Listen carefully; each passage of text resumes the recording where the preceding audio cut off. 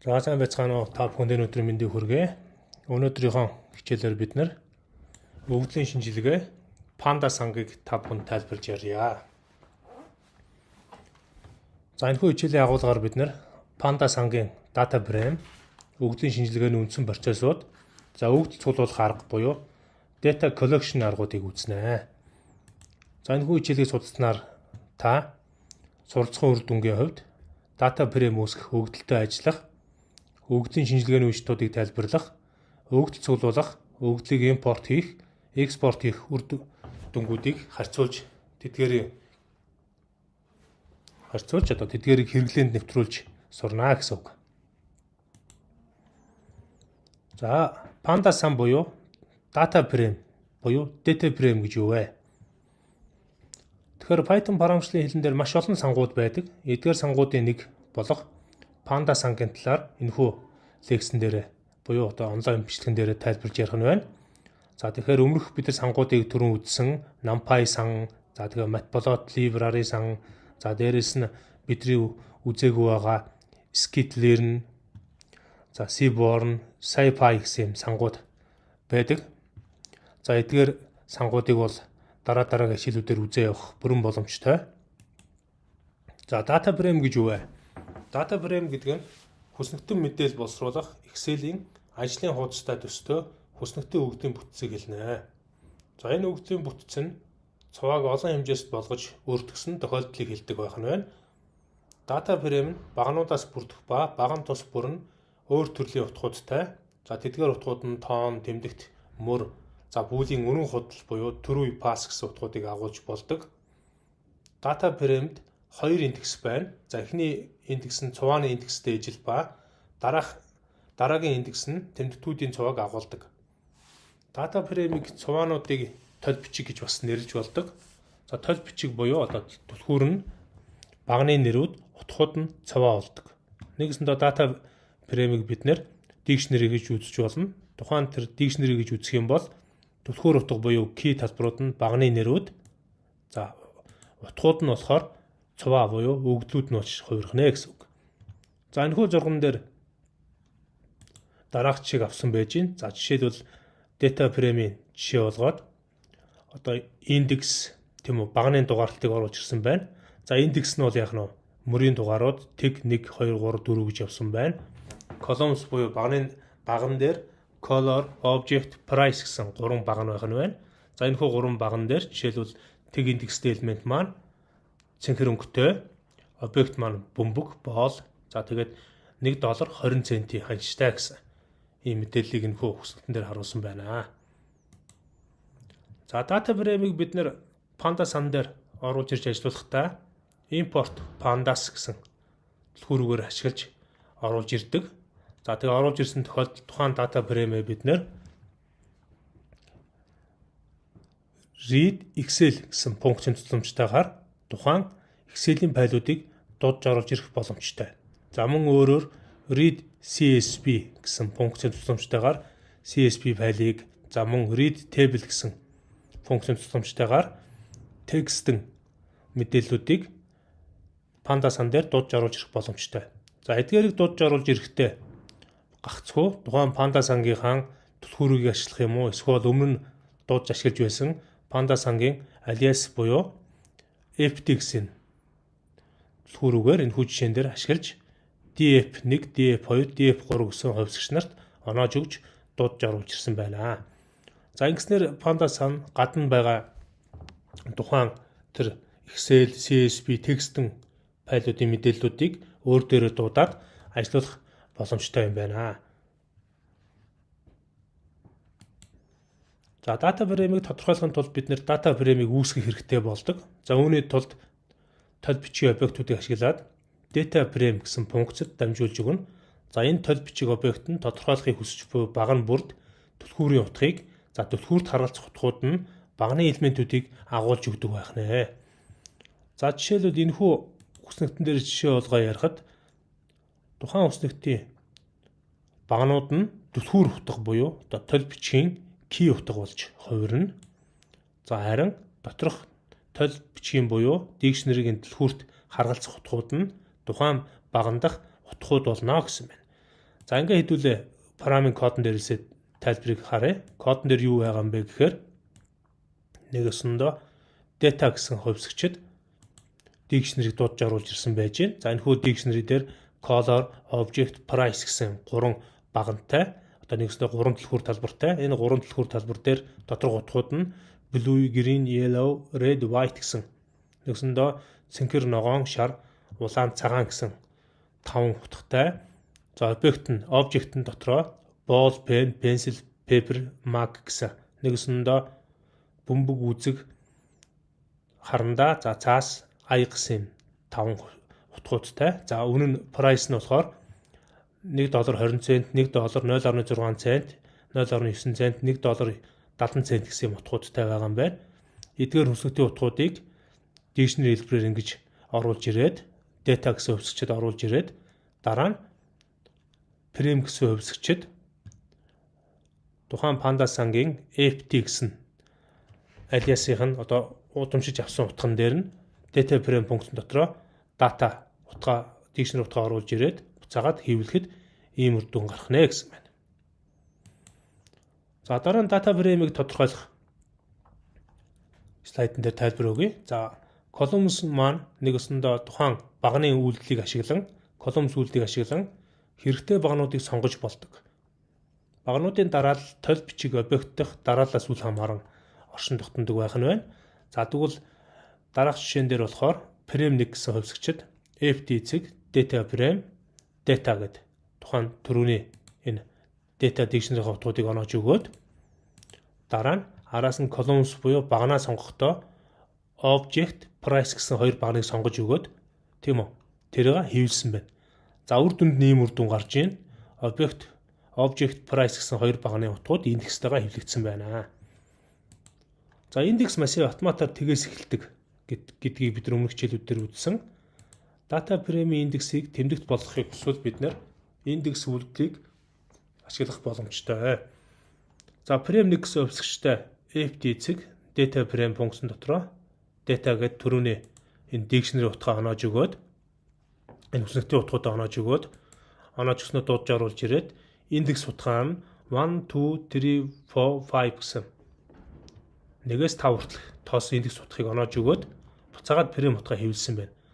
За ингээд өмнөх жишээнээс ялгаа нь юу байгаа вэ гэхээр тэг гэсэн индекс нь 1 болсон, 1 гэсэн нь 2 болсон. Тийм үү, 2 гэсэн нь 3 болсон, 3 гэсэн утга нь 4 болсон, 4 гэсэн утга нь 5 болж ингэж индекс утгуудыг өөрчилсөн байна. За дараагийн слайдн дээр data frame-ийг тодорхойлохдоо бид нэр толь бичиг буюу dictionary-д объект ашиглагаас өөрөөр data frame-ийг өгөгдлийн матриц, индекс, columns бүхий 3 аргументтай тодорхойлж болно. Нэг өсөндөө толь бичигт объектыг ашиглахаас өмнө data frame дотор өгөгдлийн матриц буюу массив хэлбэрээр, индекс, багны хэлбэрээр 3 аргументтай тодорхойлж болно. За өгөгдлийн матриц гэдэг нь бидний мэддэг массивын хэмжээс байгаа. Массивыг бид ашиглахдаа arrange функцээр ашиглана. За индекс нь үйлдэлээр индексүүдийг агуулгах массивыг түүний ард нь бичиж өгнө. За columns үйлдэлээр багны нэрүүдийг бичиж өгнө. За энэ хүү кодон дээрээс хэдүүлээ жишээ аваад үзэх юм бол frame 2 гэсэн хувьсгчид бид нэр FT эцэг data frame функцэн дотроо arrange функцаар 16 хүртэл утгыг оноож өгсөн байна. За энэ маань тэгээс 16 хүртэл утгыг тухайн массивын хүснэгтэн дотор байршуулж өгөх боломжтой. Тэгэхээр тэгээс 15 гэсэн утгууд орж ирнэ. За ингээд arrange 16 гэсэн утгынхаа араас цэг тавиад reshape буюу одоо дахин тухайн массивын утгуудыг 4 элементтэй 4 мөр 4 багантайгаар байгуулъя гэсэн байна. 4 гэсэн элементтэйгээр тэгэхэд тэгээс 15 хүртэл тоосон ингээд 16 тийм үү мөр багантай массив үүссэн байна. За энэ хүү 16 элементтэй 4 мөр 4 багантай массивын хаан индексийг red, blue, yellow, white гэсэн нэрээр нэрлээд багны ball, pen, pencil, paper гэсэн нэрлүүдээр нэрлээд хэвлсэн байна. За хэвлээд үзэхэд ингэж тухайн массивын элементээр хүснэгтийг байгуулсан байна. За дараа нь энэ дотроос элементүүдээ хэрхэн сонгох вэ гэдгийг тайлбарлсан байна. Data frame-ийн бүх багны нэрийг харахыг хүсвэл columns атрибут ашиглан харах боломжтой. Жишээлбэл prem гээд түрүүний дуудсан prem хувьсгчийн араас цэг тавьж өгөөд columns гээд биччин. За ингээд хэвлэх юм бол индексийн утга нь гараад ирнэ. За нэгсэндээ ямар одоо индекстэй багнууд сонгогдсон бэ гэдэг утгууд нь гараад ирнэ. Color, object, price гэсэн индекстэй утгууд нь өгдлийн төрөл нь объект байна гэж гараад ирсэн байна. За дараа нь data frame-ийн индексүүдийн чагсаалтыг индекс атрибутаар харах боломжийг бол энэ дээр харуулсан байна. Frame гээд цэг индекс гэж бичээд өгөх юм бол range index буюу энэ хүү функцэд индекссэн функцийн тусламжтайгаар range index гээд бүрэнхийн алтан дотор нь эхлэх утга нь тэгээс 5 хүртэл давтсан тийм үү. Алхам нь нэгээр индекссэн байна гэдэг үр дүн гараад ирж байна. За өгдлийн бүтцдэх бүх утгыг харах бол values атрибут ашиглан харах боломжтой. Frame цэг values гэж бичээд өгөхөөр массив хэлбэрээр тухайн өгдлүүд нь гараад ирнэ. За дэлгэсэн дээр дараах байдлаар хэвлэгдсэн байна. Array гэсэн функцэн дотор цэнхэр бөмбөг нь $1.20, ногоон үзэг нь тийм үү $1. За шар харандаа нь 0.16 буюу 60 цент. За ингээд улаан цаас нь 90 цент, цагаан аяг нь $1.70 гэдэг. За энэ өгдлийн төрлүүд нь объект гэсэн байдлаар хэвлэж өгсөн байна. За тодорхой нэг багны утгуудын агуулгыг харахаар болвол багны нэрийг бичиж болдог. Жишээлбэл frame цэг price гэж биччихэд түрүүний энэ тийм үү үн харж исэн багны price буюу мэдээллүүд нь зөвхөн үнийн мэдээллүүд нь хэвлэгдэж гарна. За ингээд бичээд өгөхөөр индекстэйгээ хамт үнүүд нь гараад ирнэ. Тэгээ энэ багных нь нэр нь price гэсэн нэртэй байна гэдэг доор нас давхар гараад ирнэ. За элементүүд сонгож байгаа дараагийн жишээн дээр data frame-ийн тодорхой мөрүүдийг гаргах индексийг зааж өгсөн байж байна. За жишээлбэл frame гээд дөрвөлжийн алтан дотор 1-3 дахь одоо мөрүүдийн элементийг тийм үү слайсинг хийгээд хэвлэлсэн байна. За тэгэхэд үр дүн маань ингэж 1 2 гэсэн мөр бүхий color, object, price гэсэн багантайгаар гарсан байж байна. За frame техник гээд өгөх юм бол тэгээс нэг хүртэл утгууд буюу 0 дугаар мөрийн утгууд гарч ирж байна. За data frame-ийн зөвхөн нэг утгыг гаргах бол багны нэр дараа нь мөрийн индексийг зааж өгөх боломжтой. За жишээлбэл frame гэдэг 4 алтан дотор объектэд дан ашлан дотор бичээд 3 дахь элементийг нэгэсэндээ 3 дугаар багны элементийг гаргасан байна. 3 дахь объектыг за тэгэхэд яах нь paper гэсэн үр дүн гарсан байна. За дараа нь frame 4 алтан дотор color 1 гэж бичгээд эхний өнгө нь грийн гарсан байна. За ингээд ийм байдлаар бас data frame-ийн зөвхөн нэг утгыг гаргах боломжтой юм байна. За одоо утга олох үйлдэлийг та бүхэндээ тайлбарлая. Data frame дотор индексийн массивыг индекс атрибутаар буюу индекс шин чанараар, багны нэрийг агуулах мөрийг column гэсэн шин чанараар тодорхойлж байсан бол одоо name гэсэн атрибут буюу name шин чанараар энэ хоёрт нэр өгөх боломжтой болохыг тайлбарлаж үзье. За жишээ код нэр болохоор frame гэсэн тухайн data frame утгыг агуулсан, dictionary утгыг агуулсан panda сангийн хувьсгчэн дээр араас нь цэг тавиад индекс цэг тавиад name гээд тэнцүү ID гээд утгыг оноож өгсөн нь тухайн frame-ийн тол бичгийн хамгийн ихний индексийн нэрийг ID болгож сольж гинэ гэсэн үг. За дараа нь frame цэг columns цэг name гэж оноож өгж байгаа нь энэхүү тийм үү тухайн тол бичгийн frame гэсэн утгыг агуулж байгаа pandas-ын frame гэсэн тол бичгийн утгыг агуулж байгаа frame-ийн хувьсгчид багны утгын нэрийг нь item болгож сольж гинэ гэсэн үг.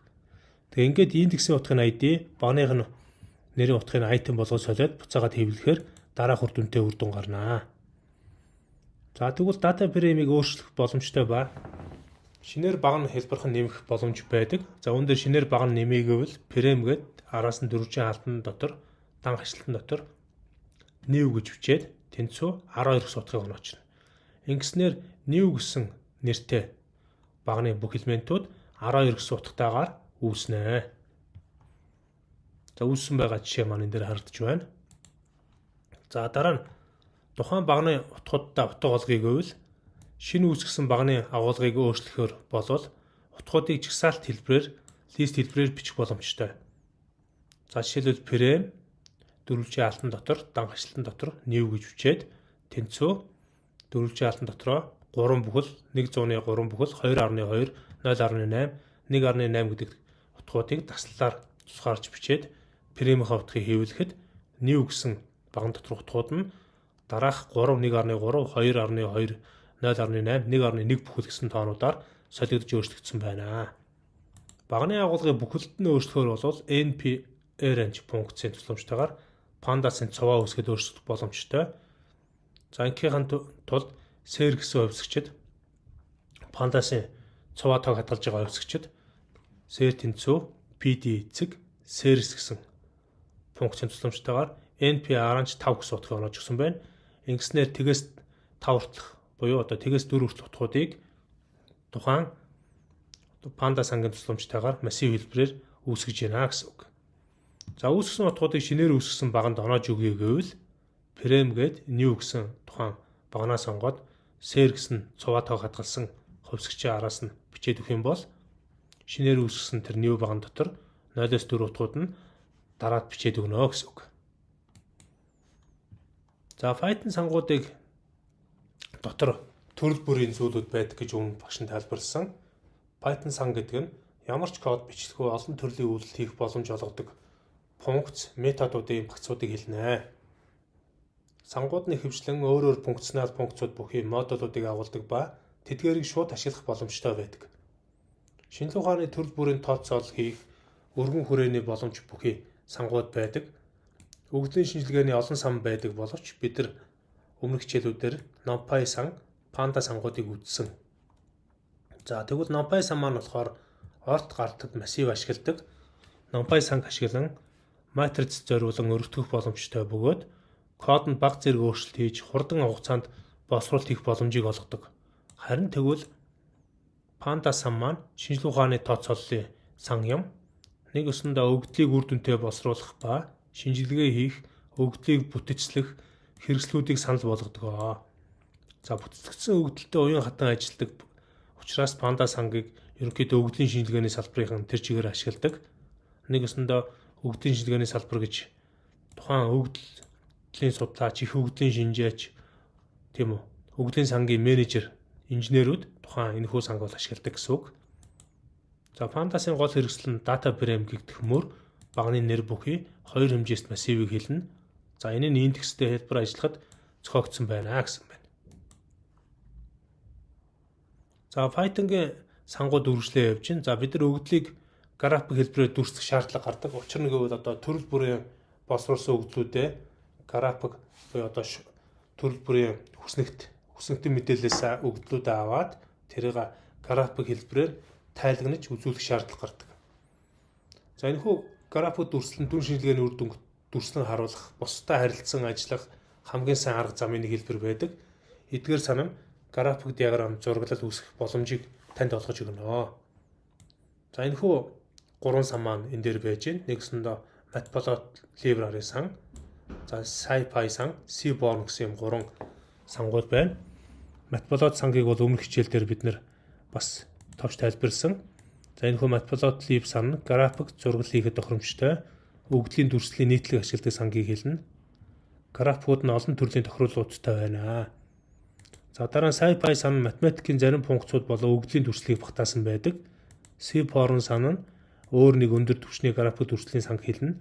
За энэ маань Matplotlib library сан дээр суурилан ажилладаг. За heat maps, за time series, violin гэх мэт төрөл бүрийн зураглалуудыг хэлбэр үүсгэх боломжтой байдаг.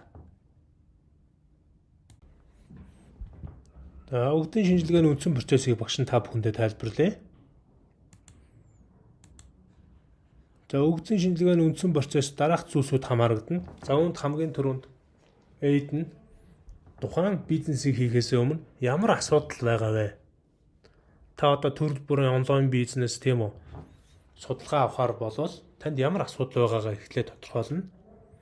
За дараа нь бид та өгдлөөс гулуулна. Тухайн тэр бизнест онлайн бизнест оролцох хүмүүсийн талаар өгдлөөс гулуулна. Ямар сонирхолтой хүмүүс байдгийг, тэднэрт зориулж юу хийх юм? Ямар маркетингаар ажиллах юм бэ гэдгийг өгдөл цуглуулахын data collection одоо шатан дээр боловсруулалтаа хийн. За дараа нь seed нь тухайн тэр цуглуулсан өгдлүүд дээрээ боловсруулалт хийгээд өгдлүүдэд цэвэрлэнэ. За яг таны зорилт хүмүүс нь аль нь тийм үү? Тэндээсээ ялгаж авна, боловсруулалтаа хийн, хідээс хитэн насны хүмүүс байгаа, юу сонирхтын гэдгээ энэ seed-гээр үе шатн дээр тодорхойлно. За дид нь болохоор тухайн өгдлүүд дээрээ дүн шинжилгээ хийн. За одоо энэ насных нь ийм зүйл сонирхт юм байна, ийм бүтээгдэхүүн авах хэрэгтэй юм байна гэдгийг тодруулаа гаргаад ирнэ. За авч магадгүй юм байна гэдгийг бас тодруулах боломжтой. За ийд нь тухайн тэр гаргасан тийм үү, боловсруулсан үр дүн, цуглуулсан үр дүн, за үр шинжилгээс үр дүнгээ презентац хэлбэрээр таниулж хүмүүст одоо тайлбарлах юм. Үе шатаас өгдлийн үндсэн процесс бүрддэг юм байна. Одоо нэг өсөндөө 5 үе шаттай юм байна. Энэхүү 5 үе шатанд давж тухайн өгдлийг бол үндсэндээ боловсруулдаг гэсэн үг. За өгдлийн шинжилгээний үндсэн процессын эхний үе болох асуултаа зөв тодорхойлох үе байна. Энэ дээр эхний алхам бол бизнесийн асуудлыг шийдэх асуултаас эхэлдэг. За ямар асуудал шийдэл байх уу гэдгээ энэ үе шатнд тодорхойлно. За хоёр дахь нь өгдөл цуглуулна. Бизнесийн асуудлыг шийдэхин тулд бид нэр асуултад хариулахын тулд шаардлагатай өгдлүүдийг цуглуулна. Өгдлийн шинжээчийн өгдөл цуглуулах зааврын дагуу нээлттэй хүйсвэрээс өгдлийг татаж авч эсвэл өгдлийг бүртгэх болон хэмжих бүхэл бүтэн хамтын ажиллагааны бүртгэлийн тогтолцоог энэхүү шатн дээр бий болгоно. За дараа нь 3 дугаар шатн дээр бид нар өгдлийг урьдчилан боловсруулах буюу цэвэрлэгээ хийн. Цуглуулсан өгдлийг цэвэрлж боловсруулах шаардлагатай болдог. За энэ алхамд дутуу утгатай ажиллаж буруу утга болон бусадаас эрс ялгаатай өгдлүүдийг цэвэрлж өгнө. За нэг өсөндөө өгдлийн шинжилгээ хийх үед өгдөл цуглуулах нь хамгийн чухал мэт боловч өгдлийг цэвэрлэх цааш түүнийг боловсруулах нь чухал бөгөөд хэцүү байна гэсэн байна. За энэ үе шатн дээр хамаг өгдлөө боловсруулаад цэвэрлэгээ хийн. За 4-р шатн дээр тухайн өгдлийн шинжилгээ буюу одоо дүн шинжилгээ хийн. Өгдлийг цэвэрснээ дараа дүн шинжилгээ хийх боломжтой болдог. Өгдлийн зүй давтлыг ойлгохын тулд туршилтын шинжилгээ хийх шаардлагатай гарна. За мөн туршилтын шинжилгээний явцад өгдлийг дахин цэвэрлэх, дахин өөр өгдөл нэмж оруулах, дахиж өгдлийг цуглуулах шаардлага гарч болшгүй тул эдгээр үйл ажиллагаа нь дахин давтагдаж хийгдэх боломжтой. За өгдлийг илүү сайн ойлгохын тулд дундаж утга, хамгийн их утга, тийм үү, хамгийн бага утга статистикийн функцүүдийг ашиглаж өгдөл дээр дүн шинжилгээ хийж боловсруулалт хийн. За ингэж хийхэд бол бид нар математикийн, статистикийн бас тодорхой боловсруулалтын ойлголттой байх хэрэгтэй. За 5 дугаарт нь өгдлийн дүрслэлийг нэгэсэндээ өгдлөө одоо ямар графикаар илэрхийлье. Одоо өгд татах зүй давтлыг ойлгож илүү гүнзгий ойлголт олж авахын тулд өгдлийн дүрслэлийг ашиглана. За өгдлийн шинжилгээний үр дүн график байдлаар харуулах тэдгээрийг илүү ойлгомжтой болгохын тулд дараах графикуудаар илэрхийлдэг. Хистограмм хэлбэрээр, pie chart хэлбэрээр, за line chart, за нэгэсэндээ тийм үү, scatter chart, за box plot, hexagonal chart, за kernel density-гийн chart аргуудаар илэрхийлэх боломжтой. За эндээс бидний хамгийн их өгдөл боловсруулалтад ашигладаг төрлүүд болохоор гистограммын арга байна, багнан график, за бөөрнкийн график буюу одоо pie chart байна тийм үү. За дараа нь line chart буюу одоо шуман график, за тэгээд цэгээр илэрхийлдэг scatter chart гэх мэт энэ аргуудаар өгдлийн боловсруулалтыг хийх боломжтой. 3 дугаар хэсэг өгдөл цуглуулах data collection. За энэхүү хэсгээр бидний ярих хамгийн чухал асуудал бол хуучин машиныг худалдан авахд тийм үү, ямар асуудал тулгардаг вэ? Тэгээ хуучин ад машины үнийг тооцоолох боломжтой юу гэсэн ийм бизнесийн асуудлыг одоо хэрхэн шийдвэрлэх талаар та бүхэндээ тайлбарланаа. Тэгэхээр хуучин ад машины үнийг ямар шин чанарууд тулгуурлан суурлан тооцоолж болох вэ гэсэн асуулт үүссэн байна. За энэхүү асуудлыг хэрхэн шийдэх талаар энэхүү слайдуудаар та бүхэндээ тайлбарлая. Өгдлийн шинжээчд мэргэжилтэй хүмүүс тухайн өгдлийг цуглуулахаас гадна вебсайт, ухаалаг төхөөрөмждөр товших бүрд өгдөл цугларч байдаг. За гэвч өгдөл бол мэдээлэл биш юм аа. Учир нь гэвэл тухайн цугларч байгаа мэдээлэл болгон одоо өгдөл болж чаддгүй.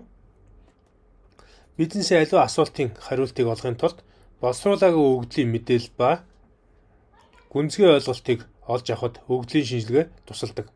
За жишээлбэл хэн нэгэн өөрийнхөө хуучин машиныг худалдаалах хэрэг болвол тухайн хүн мэдээж одоо автомашинаа өндөр үнээр худалдаалахыг хүснэ. За түүнээсээ хамаарат өөрийн гэсэн үнэ тогтооно. Тэгэхээр үүний тулд дараах асуултуудыг тавих хэрэгтэй. Одоо жишээлбэл бусад машины үн, тэдгээрийн шин чанарын талаарх мэдээлэл танд байгаа юу? За машины ямар онцлог шин чанар үнд нөлөөлдөг вэ? Өнгө, брэнд үү, за моторын чадал уу, за эсвэл бензин үү, дизель үү, өөр хүчин зүйлээс хамаарах уу гэдэг. Тэгэхээр эдгээр асуултууд хариулахын тулд бидэнд зарим өгөгдөл хэрэгтэй болдог. Тэгэхээр бид нэр өгөгдлийг ойлгохын тулд өөрсдийн гэсэн бас их сурвалж хэрэг болдог. Өгөгдлийг бид онлайн сурвалжаас авна. За бидний шинжлэх өгөгдлийн багцыг Archive цэг, ICS цэг, UCI, EDU, ML гэсэн хаягн дээрээс татаж авна. Дараах холбоосын дагуу. За энэхүү өгөгдөл ихэвчлэн CSV форматтай буюу утга бүрийг таслаад тусгаарсан юм байдаг.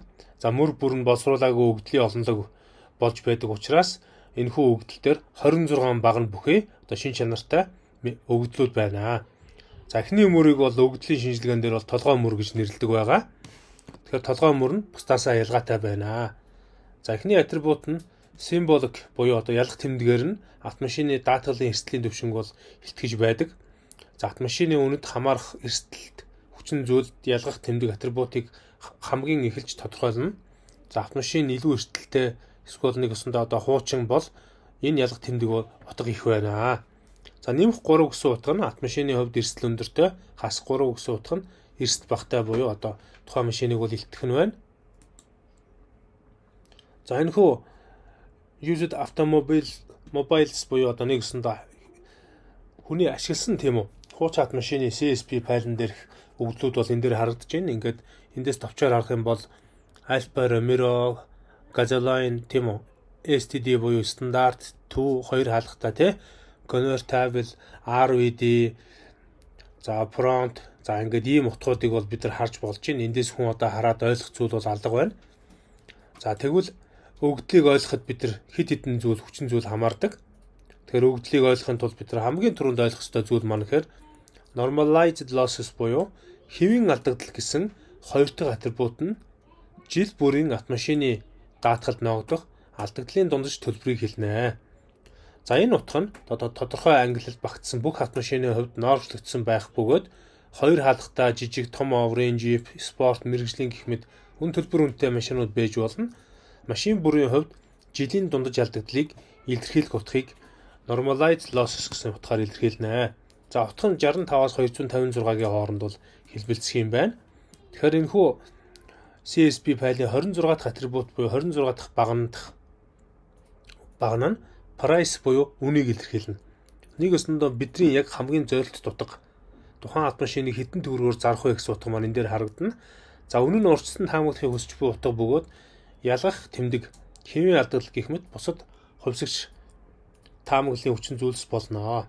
За энэ өгөгдлийн шинжилгээний зорилго нь автомашины шин чанаруудаас үнийг урьдчилан таамаглахад оршдог.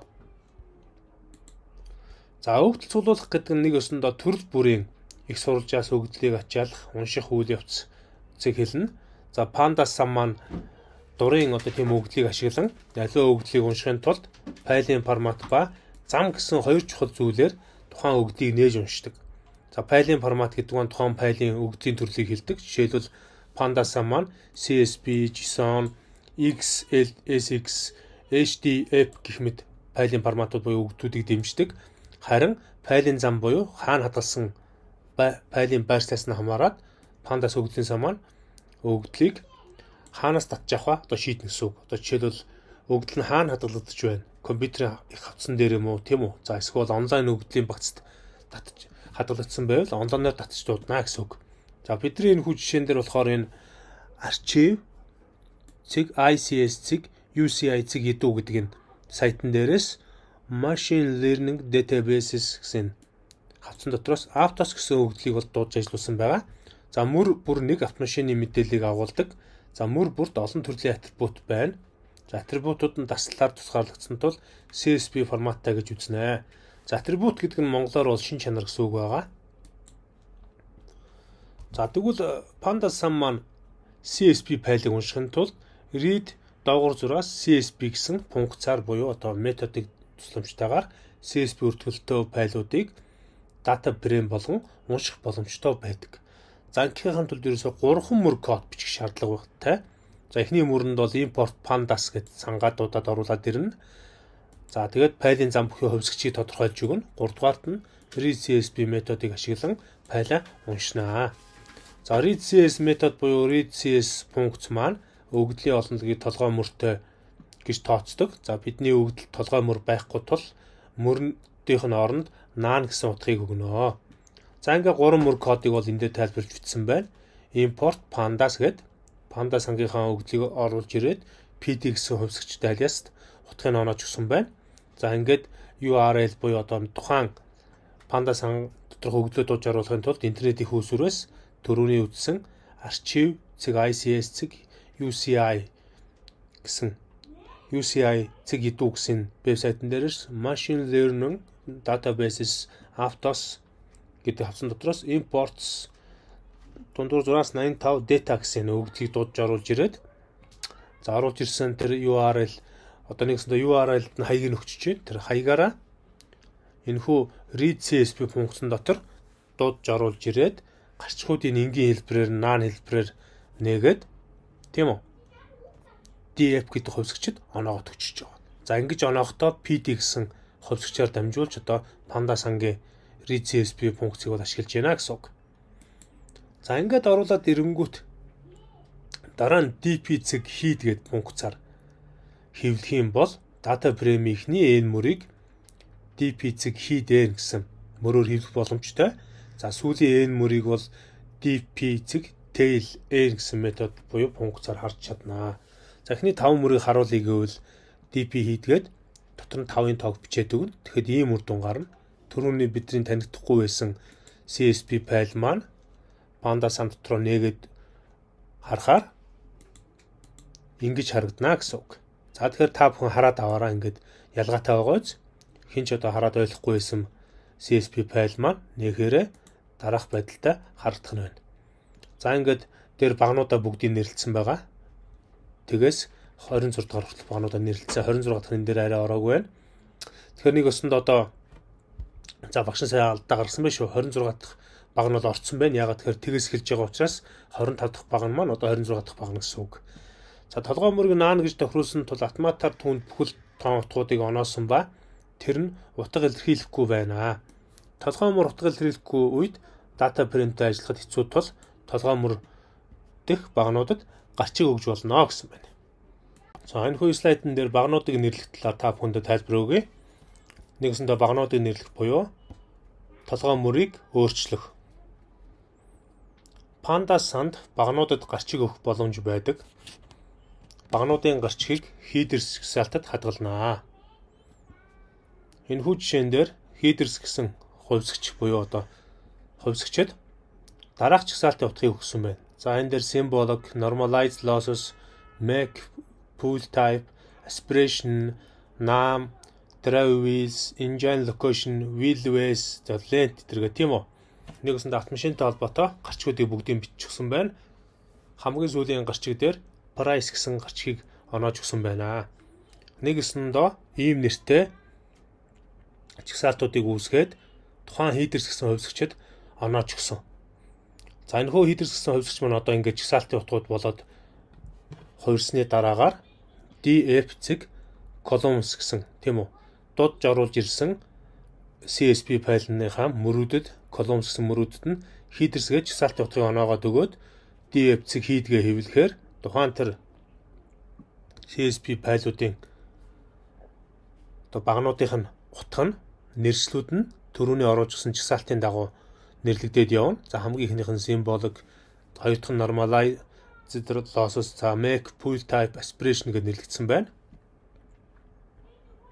Толгой мөрд автоматар үүсгэсэн бүхэл тоон утгуудыг df цэг columns метод буюу функцаар сольж өгнө. За баг нь бүрийг зөв нэрлсэн хэсгийг head методоор таарах боломжтой гэсэн байна. За ингээд нэг өсөнд оруулж ирсэн тухайн тэр CSV файлынхаа толгой буюу одоо багных нь эхний утгуудыг бүгдийг жагсаалт хэлбэрээр хэрхэн өөрчлөхийг бол энэ дээр тайлбарлсан байна. За дараагийн слайд руу шилжиж. За data frame-ийг CSV форматаар буюу экспортлох талаар та бүхэнд тайлбарлая. Нэгсэндээ дата фреймийг CSV формат буюу өгдлөөр экспортлохын тулд to доогуур зураас CSV гэсэн функцийг ашиглана. За энэхүү методыг ашиглан экспортлж болно. Файлын нэр замын зааж өгнө. Дата фреймийг бид нар автомобайл цэг CSV гэж хадгалж өгье.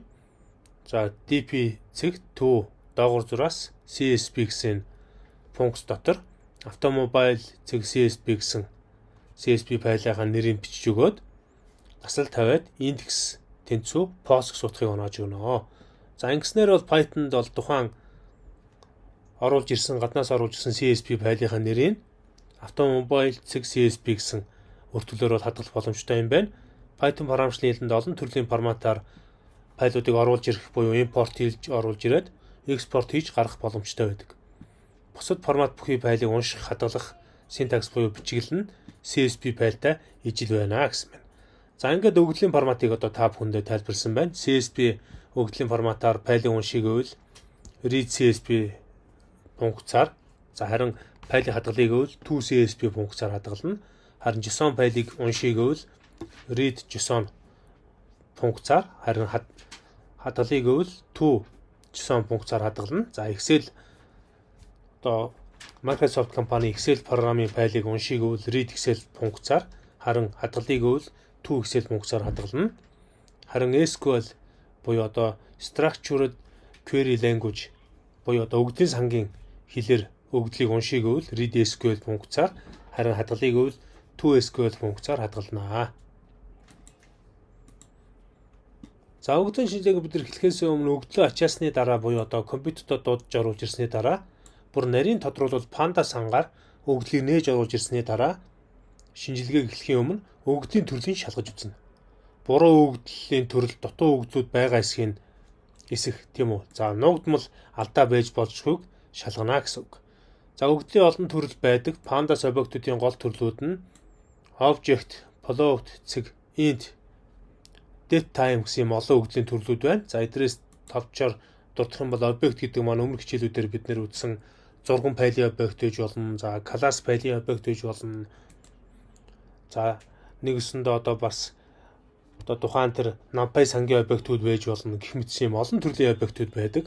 За тэгээд float буюу бутгай тоо, integer буюу бүхэл тоо, datetime буюу он сар цаг гэх мэт одоо тухайн өдрийг заасан юм төрөл бүрийн өгөгдлийн төрлүүд байдаг.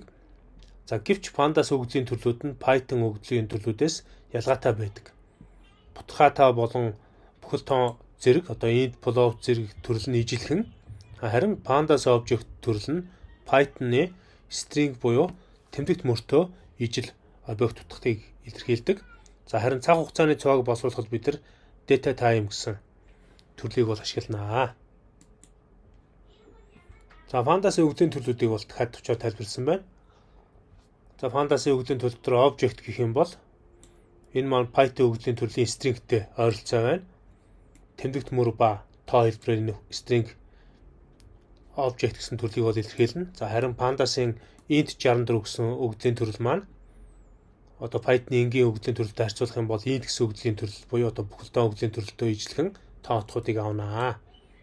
За харин float 64 гэсэн өгөгдлийн төрөл нь Python програмчлалын хэлний бутгай тоон төрөлтөө ижилхэн байна.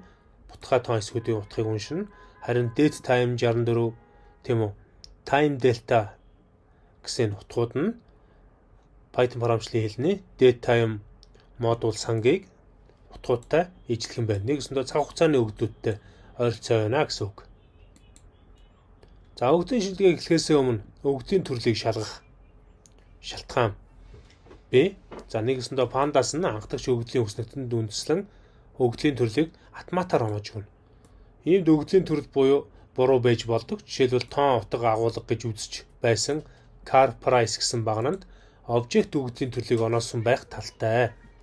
Тоон утгууд нь бутгай тоон утга байх нь илүү түгээмэл тэдгээрийн төрлийг өөрчлөх шаардлагатай байна гэсэн үг. Нэгсэндээ одоо тухайн өгөгдлийн төрлийн багнууд дээр өгөгд шинжээч нар тийм үү. За санамсаргүй өгөгдөл цуглуулж байсан хүмүүс өөр өгөгдлүүдийг бичих магадaltaй байдаг учраас тухайн өгөгдлүүд бол одоо алдаа зааж байдаг. За хоёр дахь шалтгаан нь тухайн багнанд ямар функц ажиллуулахаас харах боломжтой болдог. Жишээлбэл математикийн зарим функцийг зөвхөн тоон өгөгдөл ашиглах боломжтой. эдгээр функцийг тоон бус өгөгдөлд хэрэглүүл алдаа заадаг учраас Python харамчлалын өгөгдлийн багцад data type буюу dtype метод аргыг ашиглан баган бүрийн өгөгдлийн төрлийг цуваа байдлаар буцаах боломжтой байна гэсэн байна. За дараагийн слайдн дээр өгөгдлийн шинжилгээ эхлэх гэсэн хэсэг эхэлсэн байна. Ихэнх өгөгдлийн атрибутууд буюу шин чанарууд нь өөрийн гэсэн утга учиртай байдаг. Жишээлбэл make гэдэг нь автомашиныг үйлдвэрлэгчийн нэр буюу одоо брэнд байна. Toyota, Honda, Suzuki, за Ford, Mercedes-Benz гэх мэтчтэй төрөл бүрийн брэндүүд байдаг. Эдгээр нь объект төрөл байна. За bore гэсэн гэдэг нь автомашины цилиндрийн нэг үзүүлэлт тул тоон утга байх ёстой боловч object төрөл гэсэн байна.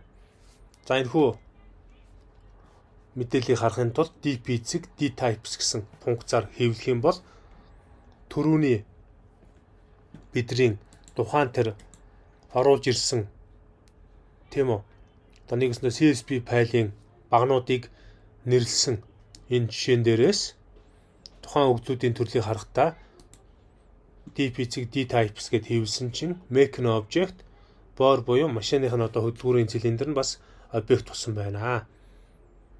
За нэгсэнд автомашин үйлдвэрлэгчийн нэр, автомашины цилиндрийн үзүүлэлтүүд нь объект гэсэн төрлөд хамаарагдсан байна. Ийм өгөгдлийн төрлийн алдааг нь дараа нь засаж төрлийг нь өөрчилж болно гэсэн байна. За data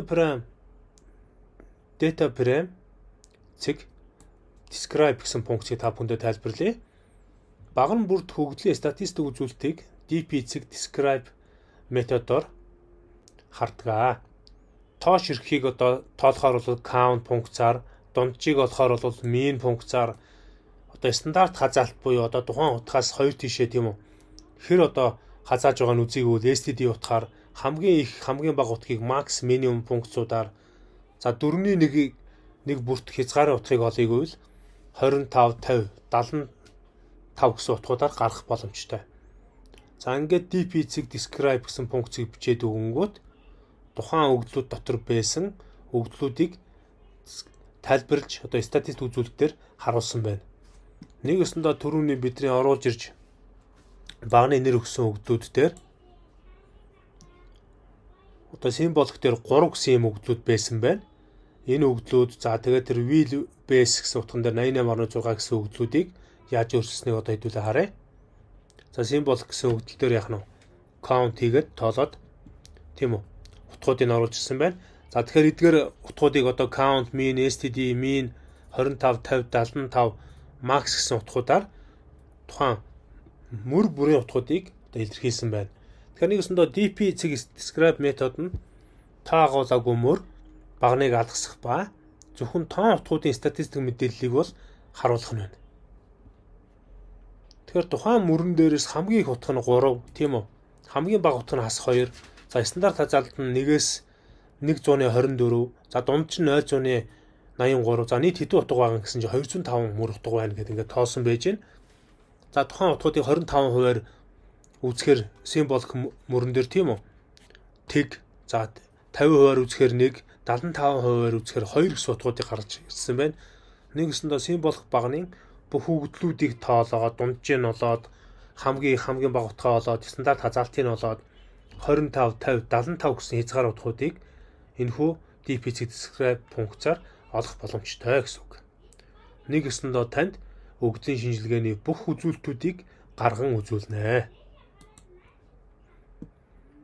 За dp эцэг describe гэсэн функцэн дотроо бид нэр include тэнцүү all гэсэн методыг хэрвээ ашиглах юм бол бүх багны статистикуудыг харуулах боломжтой.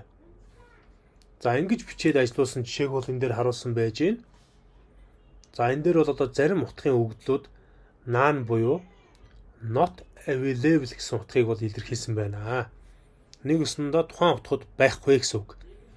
Тэгэхээр эдгээр normalized loss-оос хуулаад engine location хүртэлх энэ мэдээллүүд байхгүй байгааг одоо бид нэр өөрчлөх шаардлага гардаг. За ингээд data frame цэг info гэсэн функцаар бид нэр юу ихийг багш нь та бүхэндээ тайлбарлая. За жишээн дээр data frame цэг info функцийг dp цэг info гэж бичигсэн байна. За ингээд бичингүүд тухайн тэр дууж оруулжсэн CSV файлын мэдээллийг бол дэлгэсэн дээр хэвлсэн байж байна. За хэдэн багантай болох нь, багнууд нь ямар нэртэй, хэдэн өгдөлтөө болох нь тийм үү? Ямар өгдлийн төрлүүдтэй болох нь харуулж өгсөн байна. Жишээлбэл symbolic нь бол бүхэл тоон төрөлтөө. За normalize loss-оос хуулаад travis гэсэн утгууд нь объект төрөлтөө. За compression ratio утга нь бутгай тоон төрөлтөө гэх мэтчлэн ингэж төрлүүдийг харуулсан байж байна. За тэгээ санах дээрээс 41.8 кБ хэмжээг бол хадгалт юм байна. 205 мөр өгдөлтөө юм байна. Тэгээс 204 хүртэл индекссэн юм байна. 26 мөр багантай юм байна гэдэргээд мэдээлэл бол өгсөн байна. За энэхүү DP-ийг describe функцэн дотор include тэнцүү all гэсэн методоор объект төрлийг багтаасан бүх өгдлийг бол харах боломжтой. Объект төрлийн багнуудад unique top frequency гэсэн үзүүлэлтүүдийг харах боломжтой. За unique гэдэг маань баганд хялгаатай утгын тоог хэлнэ. Top гэсэн утга маань хамгийн олон орсон утгыг илэрхийлнэ. Freq функц маань одоо утга нь олон орсон утгын татамжийг заана. Тоон утга биш утгыг none буюу not available утгаар илэрхийлнэ. Статистик үзүүлэлтийг харуулах боломжгүй өгдлийн төрлийг none гэж нэрлэнэ. За data frame-ийн нэгдсэн үзүүлэлтүүдийг бид нар харахтаа data frame info функцаар харна. За энэхүү метод нь date мөрийг тус нь харуулна гэсэн байна. За энэхүү хичээлийг дүгнээд та бүхэндээ багш нь дүгнэж хэлэх юм бол data frame гэдэг нь хүснэгтэн мэдээлэл боловсруулах Excel-ийн ажлын хуудастай төстэй хүснэгтэн өгдлийн бүтцийг хэлнэ. Data frame нь багнуудаас бүрдэх ба багнуудаас бүрэн өөр төрлийн утгууд болох тоон, тэмдэгт, мөр, TP гэх мэт утгуудыг агуулна. Data frame-д 2 индекс байна. Эхнийх нь цуваа индекстэй ижил, удаах нь тэмдэгтүүдийн цувааг агуулдаг. За data frame-ийг цуваануудын толь бичиг гэж үзэж болдог. Нэгэсэндээ dictionary гэж үзэж болно. Толь бичгийн буюу dictionary-гийн түлхүүр нь багнуудын нэр, утгууд нь цуваа болдог. За энэ жишээн дээр data гэсэн хувьсгчид dictionary-гийн толь бичиг утгуудыг оноож өгсөн байна. За state гингүүт дотор нь Ohio, Nevada гэсэн утгуудыг оноож өгөөд багнуудад нь за жилд нь year гэсэн түлхүүрт утганд 2001 2003 гэсэн утгуудыг оноож өгсөн байна. За pop гэсэн утга дээр 1.5-аас 3.2 гэсэн утгуудыг оноож өгсөн байна. За эднүүсээ оноож өгөнгүүтээ нэгэсэндээ dictionary утгаа data дээр авангуудаа frame тэнцүү PD-цэг data frame функцаар энэхүү толь бичгийн өгдлүүдээ хөрвүүлээд data frame-д оруулаад ирж байна гэсэн үг. За хөрвүүлж орж ирээд frame гэсэн хувьсгчтэй бол оноож өгж байгаа юм байна. За дараа нь бизнесийн асуудлаа тодорхойлохын тулд бид нэр өгдөл цуглуулах шаардлага гардаг. Тэгэхээр яагаад бизнесийн асуудлыг тодорхойлоод байгаа юм бэ гэхээр Монгол улсад 3 сая 700 мянган хүн байна. Тэдгээрийн хэдэн өсвөр насныхан, хэдэн одоо яг ажил хийх хүмүүс байна. Тэдгээрт ямар бизнесийг хөрвүүл болох уу тийм үү? Маркетингийн зорилт зах зээл юу ах уу гэдэг ингээд төрөл бүрийн асуудлууд буюу проблемууд гарч ирнэ. Эдгээрээс бид нар шийдэхин тулд тодорхой хэмжээний өгдлийг цуглуулна, цуглуулсан өгдлийг боловсруулна ба цэвэрлэгээ хийн.